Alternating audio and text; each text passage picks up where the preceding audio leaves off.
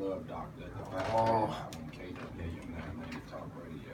Where's the Rooster Booster? This is the doctor. Please keep that away. To the K, to the double D, to the E, to the R. Ow! We're back, and this is the Unleashed Force on KWK. Wait, come here. I'm here. Love won't let me wait. Ow! All right, we're back. That song make me hot. Take these cookies. Cookie said you gonna eat alone. You can't even dike right. All right, we back with focus. All right. You lost your mind. That's what Cookie said. I didn't say it. Cookie said that. We're back. We're gonna get some calls. Cookie said that. I didn't say it. Listen, we have our part 4 of our final 4-part workshop series coming up on October the 26th. And this is for the couples. Or anyone that just need a little tune-up in your relationship. Doesn't necessarily mean that something is wrong. We just want to give you some maintenance tools. We're going to be partnering with the Family Safety Center. They're going to be doing CPR, cultivating positive relationships. And then we're going to have relationship tune-up presented by myself and Davian Clemens. So we need you to sign up. If you know somebody, tell them to go to their website. We have limited seatings and it's free. October 26th. RelationshipUnleashed.com. Sign up. www.relationshipunleashed.com is free. We need people to donate to help with the food, with the drinks, all the above. If you want to donate, please donate to help us out so we can feed the people because we don't have nothing but tuna fish and crackers. And what? And peppermint sticks. And peppermints. And we are non-profit 501c3. You can't tax deduct this. Absolutely. We're back with our guests in the studio. We have Ray Rico and Amanda Bolton here to talk about the new LGBTQ publication, Focus Magazine. So when we left out Ray Rico, Davian was giving you warm fuzzies about the expansion and your staff in your office. So since your magazine launch, what has been your biggest obstacle upon entering the publication business as an LGBTQ publication magazine? We've actually got a lot of great response. I would have to say the challenges we've had have been probably just getting it done and putting it together because there's, starting from scratch, putting something together and birthing something out of nothing is hard as hell. It's hard. There's a process. There's not just our internal team, but we have local contributors who give us wonderful stories and photography and really feel-good pieces. So, trying to cultivate that, trying to keep the interest high, which we've I think done a really good job at on social media, on our website, focusmidsouth.com, representing at the Cooperee Young Festival and also Mid-South Pride. We had a really great launch in September, so I think that would probably have to be my answer, is actually just putting it together. Great. Yeah, well, I don't even have to talk about that. that aspect of it. As far as the businesses in Memphis and kind of, I think, integrating, you have the flyer here established, you have Commercial Appeal, you have some more publications, and I think finding your avenue to come in and make sure that you can establish yourself as a present or a selection for people to want to pick up and read your material. So before how has that been with you? So before we started this, we did a lot of research and a lot of reading, and we looked at not just publications in the area, but we looked at LGBT publications. We looked at the popularity of those type of magazines because of the issues that are so current right now. Believe it or not, LGBT publications are picked up, more, probably 70% more than regular publications. So the fact that we were going into the print industry, didn't really sound like a good idea at the time. But when we started doing our research and we started looking at, hey, this is a really good avenue, this is something that's needed in Memphis. We haven't had a publication for over 10 years. And also having something that pulls those core groups, the Friends for Life, Mid-South Pride, MGLCC, Tennessee Equality Project, and the Human Rights Campaign. So we have one avenue that's pulling all of those resources together and giving the general public in about a 100-mile radius information related directly to those people. So I think that was our big goal. When we talked to the nonprofits and we talked to the executive directors and we talked to the public, we talked to a lot of people, we talked to businesses, patrons, trying to see what sort of interest people would have. So I think once we started getting all that momentum building up, it just lit our fire even more. Mm-hmm. More passionate with the focus about bringing unique content to people, to Memphis. And there's a lot of stories out there to be told, so that's something that we're really interested in. Seems like the audience is very interested in that as well.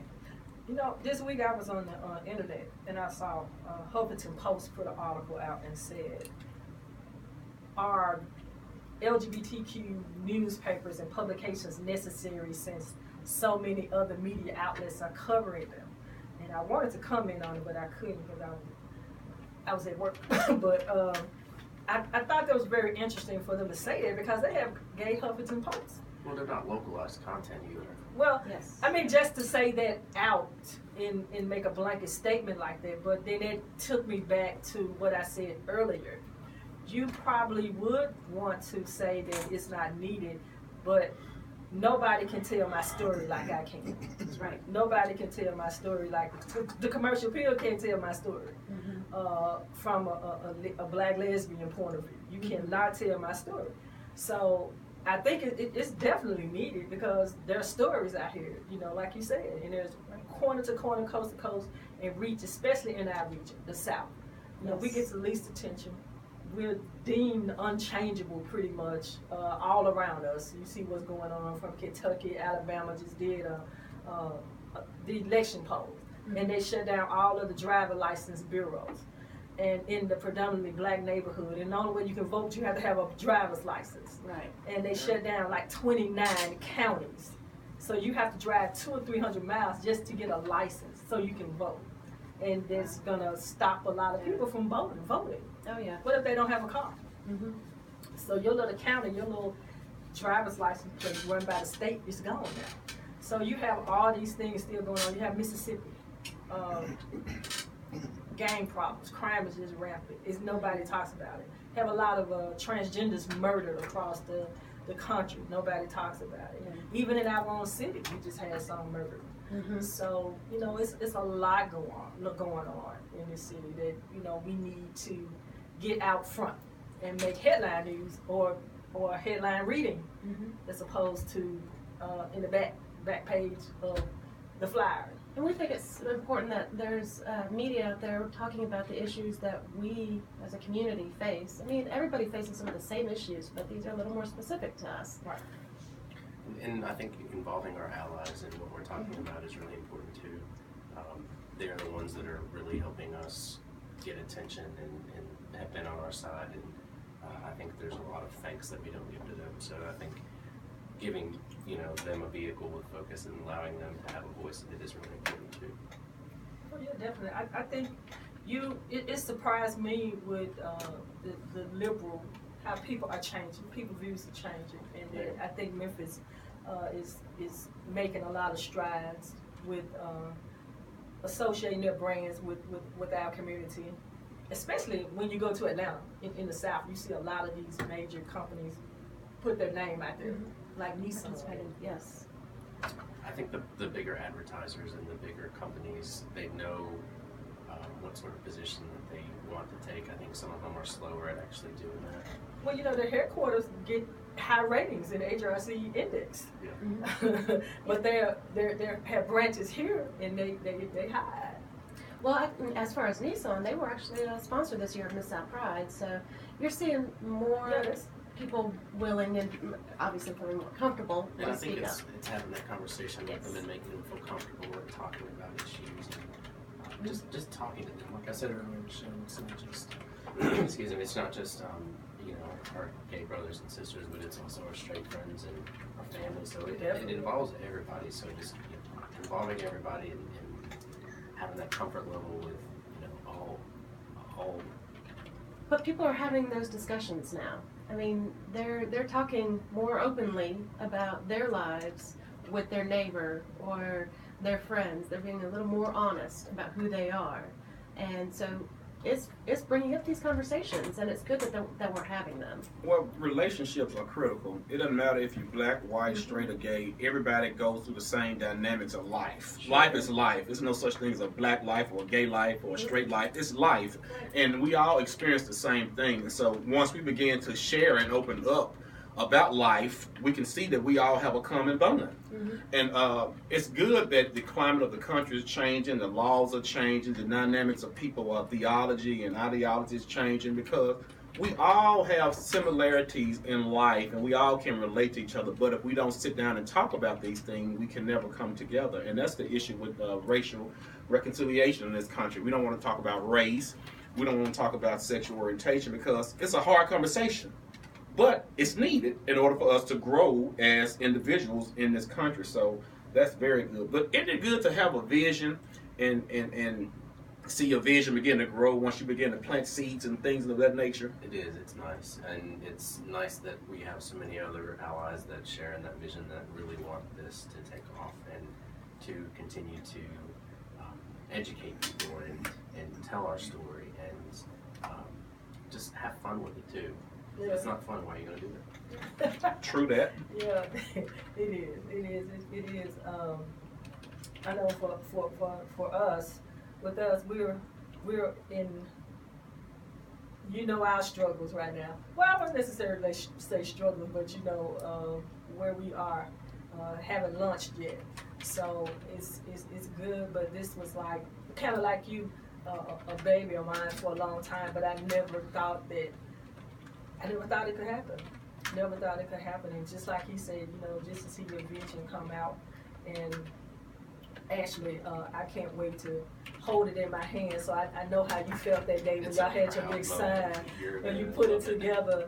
And I think I might sleep with it or something. But, just make sure you sign that first copy.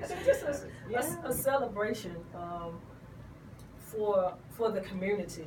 The community, and I say this, I'll go out, especially the black gay community, because I don't think that we need something like this in our community, in the black gay community. We definitely need it.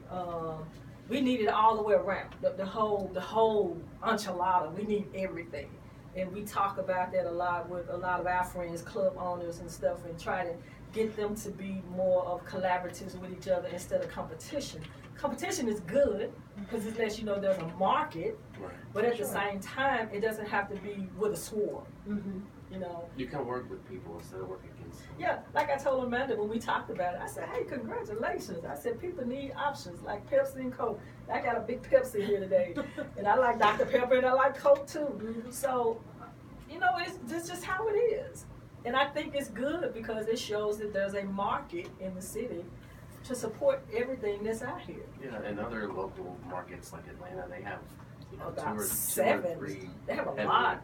read papers, and by every demographic. So when you get down to places like Dallas and Chicago, there's tons of papers out there. So, New York, right? San Francisco, DC. yeah, multicultural. So I think it's good for the city, and I'm happy. I'm happy that you all are in the studio, and anybody out there, we're glad you're shocked that Focus is in the studio today. So I just wanted to extend the invitation to you. Because we talked about it a while back to get you in here to talk about what you're doing. You're doing a lot. You're doing more than just Focus now. Yeah, we've been real busy. You're being humble sitting in here. So you got to get that in to let people know exactly who you are. I think you're a businessman. You move around. I think so. and with the on Local 24.